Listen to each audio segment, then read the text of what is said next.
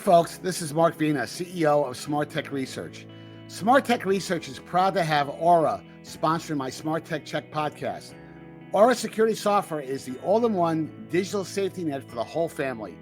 It's literally like having a personal cyber guardian that protects all of the devices in your home on a 24/7 basis. What's more, its AI functionality stands out as it constantly learns and adapts to threats, keeping your family and you safe around the clock. It's a must-have solution for anyone serious about online security.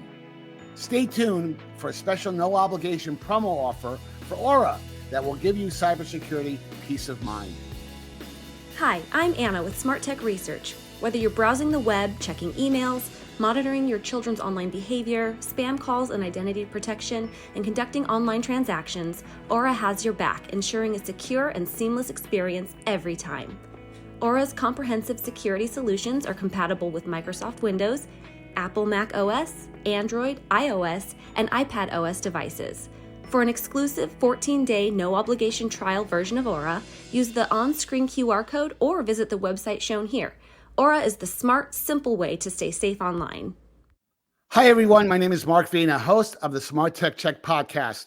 Today is Wednesday, March 20th, 2024. The Internet of Things market holds immense significance for consumers and businesses. For consumers, IoT offers unparalleled convenience and efficiency, seamlessly integrating devices and services to streamline daily tasks and enhance quality of life. From smart homes that automate lighting, temperature control, and security systems to wearable devices tracking health metrics, IoT empowers individuals with greater control and insight into their environments. For businesses, IoT presents vast opportunities for innovation, optimization, and cost savings across various sectors.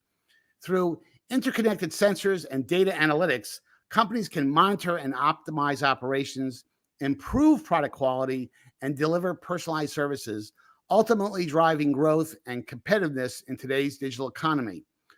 Joining me for today's podcast to discuss what market leader Infineon Technologies is focusing on in the IoT solutions security area to make their solutions safer and more secure is Steve Hanna, a distinguished engineering employee at Infineon. Steve, welcome to the podcast. Hey, Mark. Thanks for having me. You know, Steve, I'm dying to do this podcast because I've talked about IoT many times. It's growing so quickly. It's almost as well. It's probably growing really at the pace that the AI space is growing, because a lot of those markets are interconnected. But security is often overlooked, and this is such an important category because, especially on the consumer side, occasionally on the business side, in the rush to optimize and take advantage of all the terrific benefits that IoT offers to people, sometimes people overlook security. And to me, this is the same type of thing. I'm sure you do the same type of thing that I do with my family. I'm kind of the CSO with my family in terms of making sure their devices are secure. How many times have you gone to a friend's house? You look at their notebook computer. They're still using the IoT, the free version of the antivirus software that came bundled with the computer. They haven't upgraded in months or years. So this is really an important category, and I think you're going to provide a lot of insight to why the Infineon, which has been an incredible market leader in this category, is doing really to make your devices more secure and really safer to use. So anyway, so where are you right now, by the way? Let me just ask you that question real quick. I'm actually in Singapore. Here we were making some announcements this week, some really exciting stuff that we'll be talking about later in the show. Yes, I want to get to that. That's going to be a very exciting revelation to make public. But before I do that, what I generally like to do with folks on the podcast is talk for a couple of minutes. I know you're an engineer, so you're probably going to be very humble, and you really shouldn't be, because what you're doing is incredibly important. But do me a favor and just kind of explain your background, and we'll go from there. Sure. So at Infineon, I'm responsible for IoT security on a global scale. And I've been working more than 25 years in this field. When I started out, it was a research topic, and I was working in a research lab. And then IoT became a real thing, a product that people could use. And then IoT security became a real problem that people were worried about. And, so now it's really of the moment, something that really is present concern for consumers and for governments alike. I lead quite a few different standards efforts in this area within different standards groups. Connectivity Standards Alliance, that's why I'm here in Singapore. Hmm. Trusted Computing Group, the IETF, which defines the standards for the internet, and the International Society of Automation, which focuses on industrial systems and industrial IoT. So I really believe in the value of open standards and the potential for open standards, if they're widely adopted, to change the world. Well, it's important because there is this misnomer, I think, to a degree, and you let me know if you disagree with me or not, that to offer something totally secure and safe, you have to be proprietary. Hmm. And to me, that's absolutely inaccurate. I mean, because open standards drives a lot of different benefits. We're going to talk a bit later in the podcast, but open standards can be a huge boost to making devices safer and secure. So that's my going in assumption. I assume you agree with that as well. Yeah, there's this proprietary approach is what we often call security by obscurity. the The idea being that, hey, if nobody can figure out what you're doing, you're just going to blind them with science and keep the bad guys out that way. But what we've found over time is that doesn't really work. It's not security is not a fake it till you make it kind of thing. Yes. You actually have to know what you're doing, and you have to, and it's best to use well established techniques and technologies like encryption algorithms. I think it was Bruce Schneier who said anyone can invent an encryption algorithm that they can't break. Yeah, that's not that hard to make a puzzle you can't break. But to make one that nobody else can break, That's the trick. that's the trick, and that's Yeah. really hard. And you only get to that point when you put it out there for others to try to break for 5 or 10 or 20 years, and if they still can't break it, then that's a pretty good encryption Sure. algorithm. So that's why we tend to base our security on open standards and not on just making something up out of the thin air. Well, you kind of set this up for me is that it's interesting that consumers, you would think that many consumers, because I just made a joke a few minutes ago that a lot of consumers, they just love technology, whether it's their smartphone, whether it's setting up smart lights in their homes. And by the way, I probably would say this about some businesses as well too. They're not as cautious as they should be. But the fact of the matter is, now that the average home has 15, 20, 25 IoT devices in their homes, most people could probably not live their lives today in 2024 without having an IoT capability in their home at some level. But most of them are starting to understand that when you have 25, 30 devices operating on your network, this creates enormous opportunities for bad things to happen. So there really actually, I think there's a growing preponderance with a lot of consumers to really care about security. So I assume you agree with that. The data that you guys have kind of reflects that kind of point of view. It does. There was a recent study, and we have some graphs on the next page that show some of the results. Consumers say in this study that 84% of them say that security is very important or important in their purchasing decisions for IoT devices. That's really high, and that's a consistent number that we've seen for almost a decade now. Consumers having that level of concern. And we see in the graph on the right that they say that everybody agrees they would be more likely to buy a device if it had a security or a privacy label. So, why is that? Well, for more than a decade now, consumers have been seeing news stories about attackers taking over IoT devices like a home security camera or a baby monitor and then spying on people in their home. And that is a real concern for the consumer, makes people feel very uncomfortable, and naturally so. So that's why these surveys show that consumers consider security and privacy a top priority. and they're looking for some sort of a mark or a sign that they can see that will tell them that a product is adequately cyber secure. No, I agree with that entirely. And I think that, and unfortunately, what happens is when someone gets burned, now you pointed out that nanny cam situation. By the way, go into Amazon.com. There are tons and tons of stuff you can buy. And most of those products are unregulated in many ways. They're products being made by Chinese companies. Not to go after the Chinese for that, but a lot of these products, the password is password in many cases. And that has to be a incredibly crushing situation when your privacy gets violated or you get hacked in some way. And again, there's horror stories galore that you can chat about this, but I absolutely believe that we've now come to a point where consumers really do care about this, and this data just simply validates that. But you referenced this before, and I do think consumers tend to look at things in very simplistic ways. They would like to see some type of, call it the good housekeeping seal of approval that says, hey, if I see something on a box, I know that the device has to live up to a certain standard of security. So let's talk about this U.S. Cyber Trust mark. Yeah.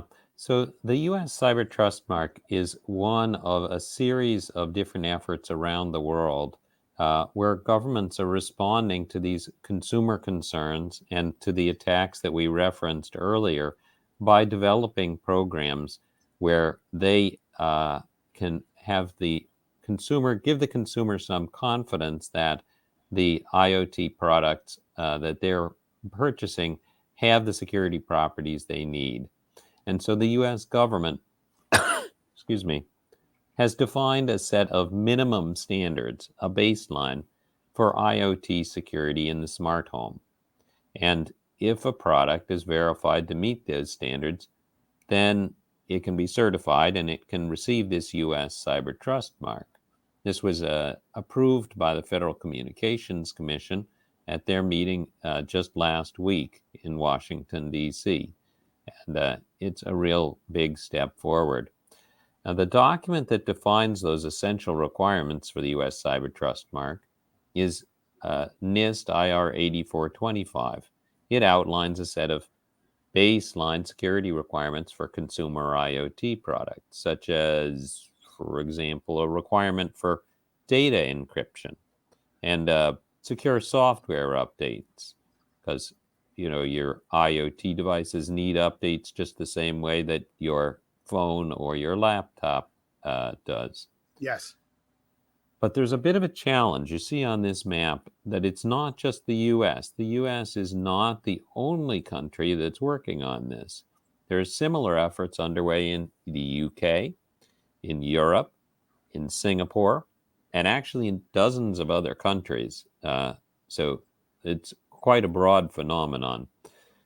And that's great, but it's a little much. If we have dozens of countries all adopting their own standards and regulations for IoT security, then the IoT device manufacturers have to get their products certified over and over, dozens of times in these different countries. And this ends up with redundant certifications, which could potentially add many thousands of dollars in expenses to the costs and really provide minimal incremental benefit. What's the benefit of doing a 24th security certification on a product? I think we'd all prefer to have the manufacturers spend that money on actually making real security improvements to their products, or maybe adding some other features to the products for that matter. So, this is an opportunity, a challenge, all wrapped into one. So two sides of the coin. Good to have that attention and to have those marks becoming available. Bad if they end up being duplicative and expensive. So we have to find a way out of that box. Well, and the point is to unite all this various work and knit it together so there's really a common thread. Because the last thing you need to do is have different regions of the world, all in there. They all have good intentions. They all want to do their own special work, but you'll obviously raise the bar for people willing to do this, and look for products that have this mark. If they know with confidence they can use those products in various parts of the world. And by the way, those are big markets: the USA, the UK, Europe, Singapore. Yes, it's not complete global control at some point, focus at this point, but those are big markets, and obviously that has a lot of leverage with other areas that may be outside those 5 regions. Yeah, for a manufacturer, I don't think any manufacturer wants to cross any of those off their list. You Yes. want to be able to sell your product across all those different regions. And so you want to make sure that your product qualifies and meets the security requirements of all of those different regions and countries and others as well. Well, so we're setting this up to a degree, and the obviously, I think the antidote to all of this is an open standards approach. We talked about earlier that open standards offers a number of great marketing benefits, but it also has, I think, a very, very positive effect on the ability to raise standards, embrace standards in such a way that it really raises the expectation of having great secure IoT capabilities. And before we get into the next couple of graphs that I want to bring up, interesting news that I read about earlier today is that you're being honored as a senior distinguished engineer at Infineon with the excuse me, this Larry Corman Leadership Award from the CSA, the Connectivity Standards Alliance. And why I think that's such a big deal is that, let me just set this up for you a little bit. Most folks, they see the CSA and the work with Matter as an interesting way to overcome interoperability issues. But Matter is a lot more than that. And I try to remind people that Matter has a very strong security layer built into it, which is wonderful, that unfortunately most people just don't appreciate because they realize they kind of glom onto the interoperability issue. But congratulations on that award. But let's talk about why that's so incredibly important. This is not just a casual award.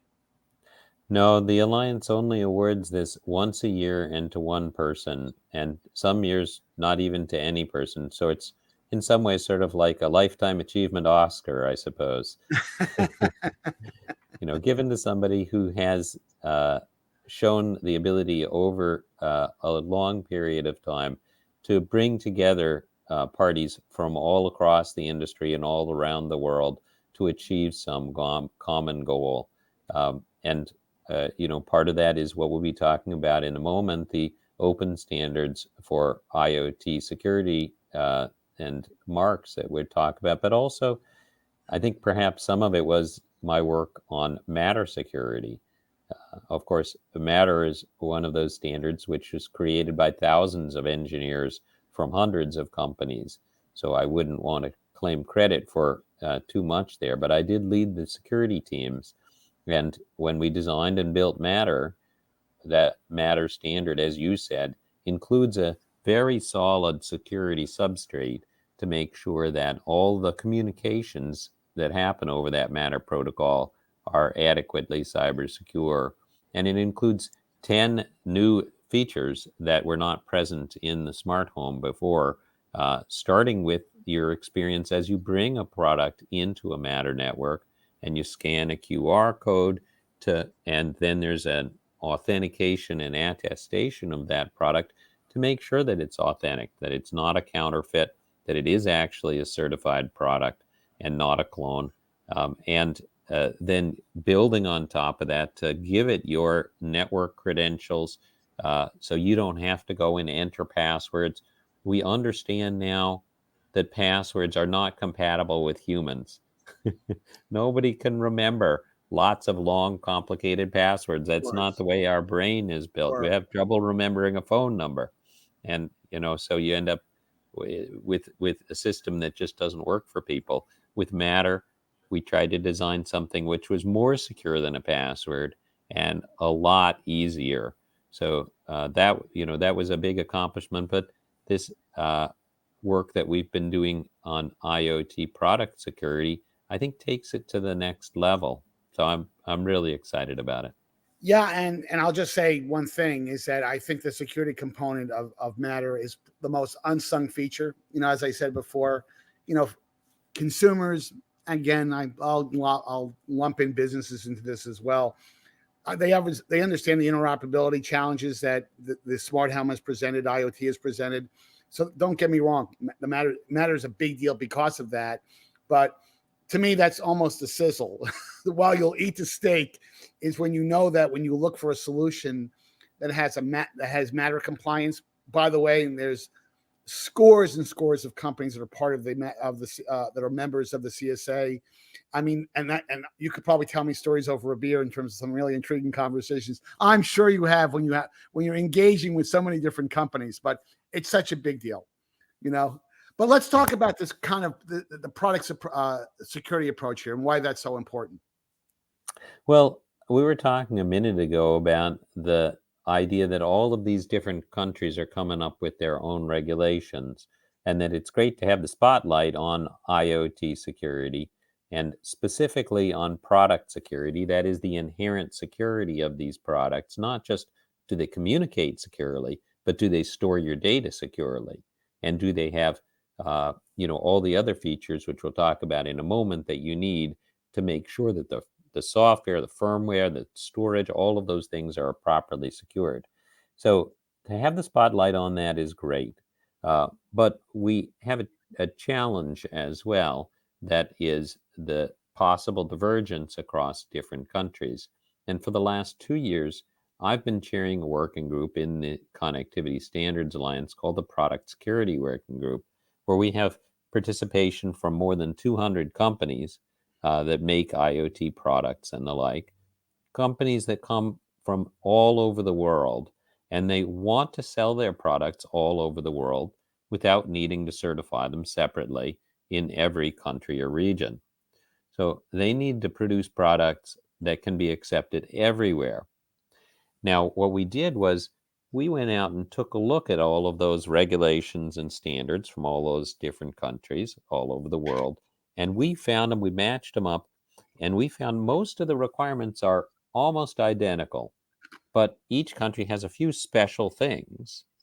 And so, what we're working to do, and we just announced the first version yesterday. That was on the 19th here in Singapore, on the 8th, late on the 18th in the States, is create a single certification program that includes all of those requirements that we gathered, merging the ones that overlap.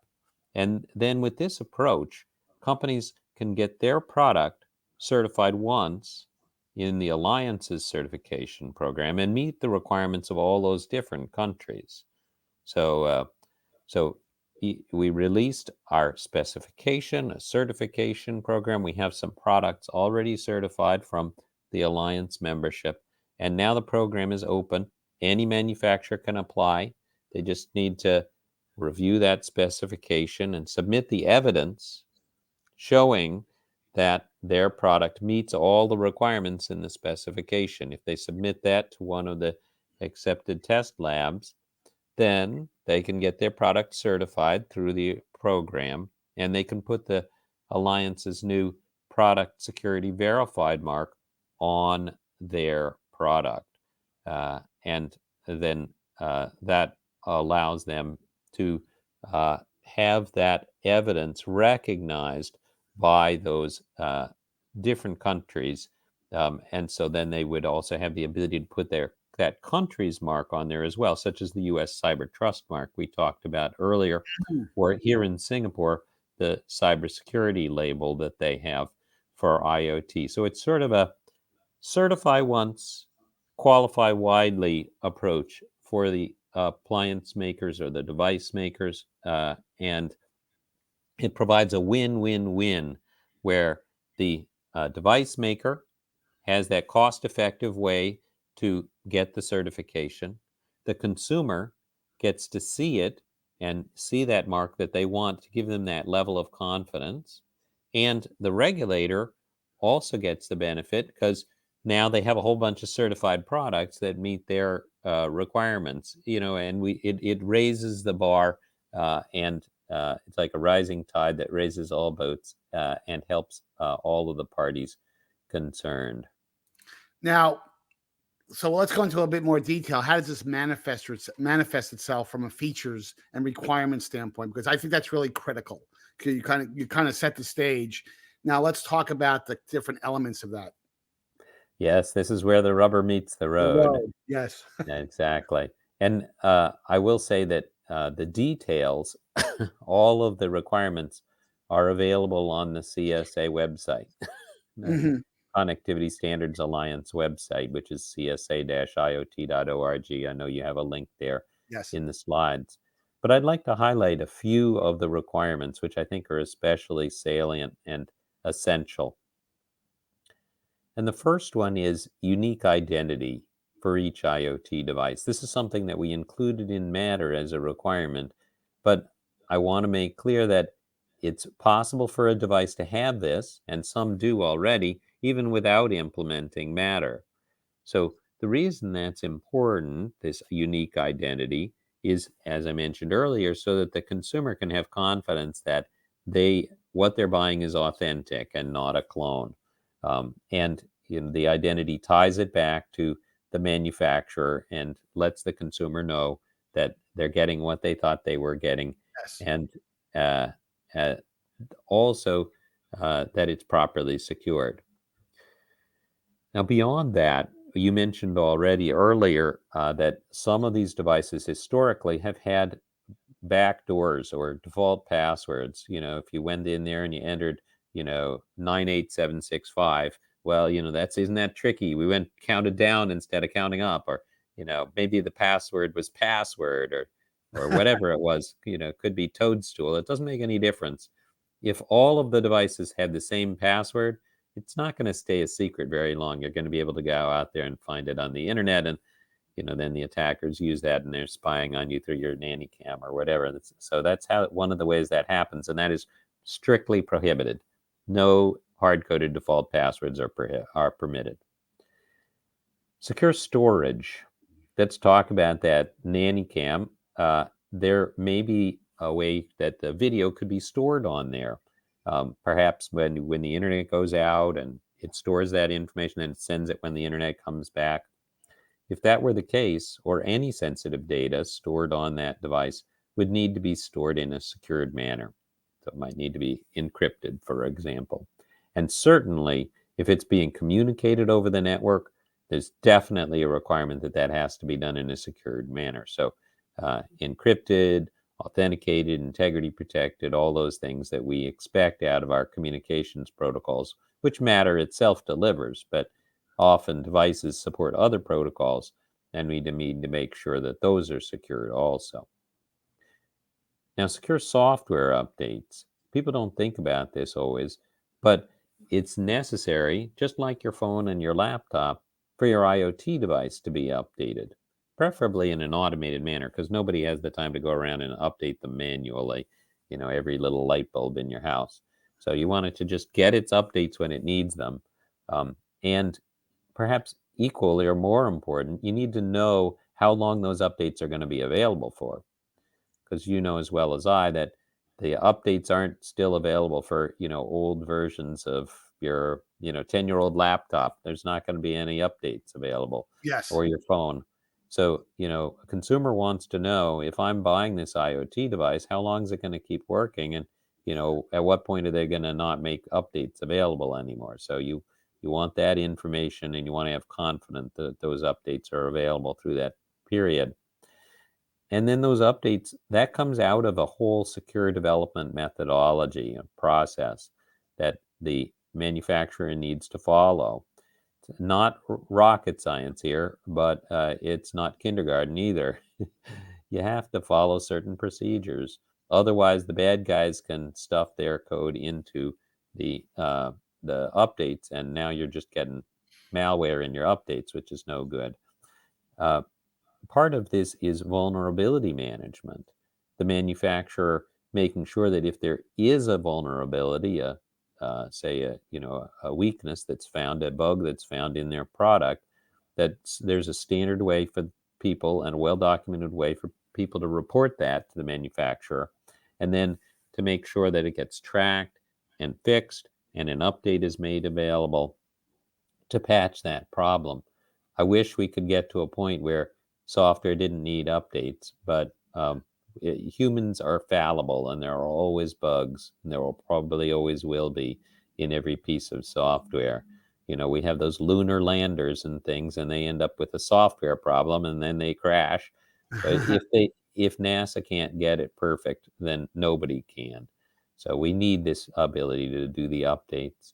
And then we have to document them. The manufacturers have to document, what they did in terms of security, avoiding that security by obscurity, and certainly including a documentation of how long the updates will be available for so that the consumer knows what to expect. There's more in the specification, but those are the key points, I think the real high points that are most relevant to this to this program.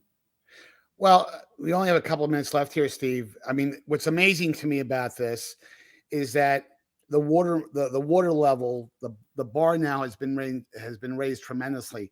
Some of these things, of course, have existed in kind of a siloed manner before, but the fact that this new mark is uniting all these things together, it's a fairly long laundry list here. I think that's unprecedented, and frankly, Yeah. it's got to raise the bar. I mean, I really think that the world should be a much safer place. So I'll let you have the last word. Well, I think what I would emphasize, as you say, is that this does raise the bar. It's something that was recognized by the Singaporean government. Yesterday, they signed a mutual recognition agreement with the alliance, recognizing our program as providing evidence of qualification for their mark. So that's great. But ultimately, it comes down to the manufacturer needing to meet these requirements. And the best way to do so is to design it in from the start. You really can't add security later on and just slap it on. You need to build with secure components, like the Infineon products that you see on the right. And those have the capabilities that a manufacturer needs to build those secured products. Things like the secure key provisioning and secure update, secure boot. Then they can get the certification that they need and that their customers want to have confidence in the security of the product. So it all fits together there, Mark. I have a feeling Steve will be talking about this once again. I really want to thank you for attending and participating in today's podcast. For a viewing and listening audience, thanks for making the Smart Tech Check podcast part of your day or commute. Please make sure that you hit the like and subscribe buttons at the end of today's podcast, or use these convenient on-screen QR codes to connect with me. You can also follow me on X, formerly known as Twitter, at Mark Vina Tech Guy, and I've also got a QR code up there for a great Infineon blog on some of the topics we just talked about. And until next time, have a great week. And Steve, congratulations and thanks again.